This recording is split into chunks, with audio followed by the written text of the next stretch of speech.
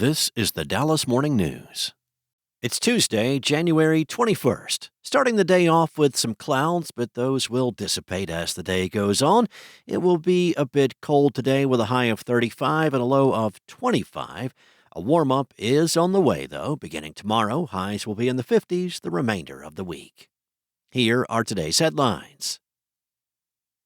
A Texas jury has ordered a barbecue restaurant to pay $2.8 million to a woman who was badly burned by its barbecue sauce. 19-year-old Genesis Moneta sued Bill Miller Barbecue in San Antonio after spilling sauce on her right leg, resulting in second-degree burns. The incident happened in May 2023 after Moneta ordered breakfast tacos with barbecue sauce from the drive-thru. She then pulled into a nearby parking spot to eat. When she removed the sauce from the brown paper bag, Moneta dropped it on her leg because it was so hot. Bill Miller Barbecue's policy says sauce should be heated to a minimum of 165 degrees. That day, the sauce was 189 degrees. Moneta's attorney, Lawrence Morales, said that the restaurant should have warned her about the temperature of the sauce and placed it in an adequate styrofoam container rather than plastic, and provided better training to employees. A similar incident occurred at the same restaurant 2 years earlier, according to Morales. A woman was burned on the abdomen after spilling barbecue sauce. In an interview Monday with the Dallas Morning News, Morales praised the jury's verdict and said it would prevent others from being hurt. In other news, after being effectively outlawed in the U.S. after a Supreme Court ruling, TikTok, the viral video platform, briefly shut down Saturday. A head-spinning series of events culminated on Sunday as President Donald Trump vowed to take executive action that allows TikTok to turn its lights back on, at least for the time being. Yet as questions swirl about whether the newly inaugurated president has the authority to give the Chinese-owned company a reprieve, TikTok's long-term fate in the U.S. remains in limbo.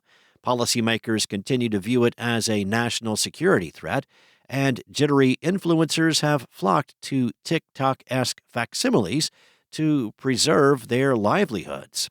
TikTok is more than just a social media platform. It's a thriving business model and a centerpiece of a creator economy.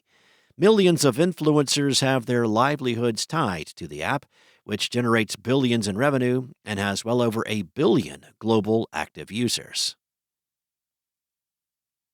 And the Bluefish, a sushi restaurant that eventually grew to one of Dallas-Fort Worth's biggest homegrown Japanese chains, has closed on Greenville Avenue in Dallas.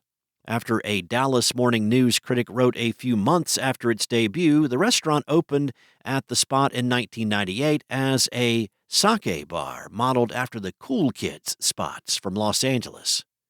Founders Julie Lee and her brother Alex Lee helped introduce Dallas audiences to sake, both the cloudy, unfiltered alcoholic drink as well as the hot, cheap stuff.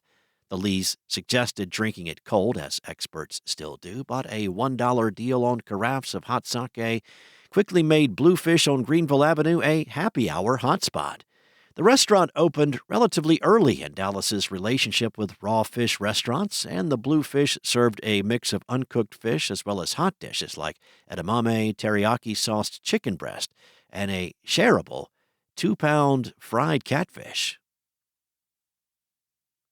Thanks for listening. For more on today's stories and the latest breaking news, visit dallasnews.com. Enjoy your day, and I'll be back tomorrow with more from the Dallas Morning News.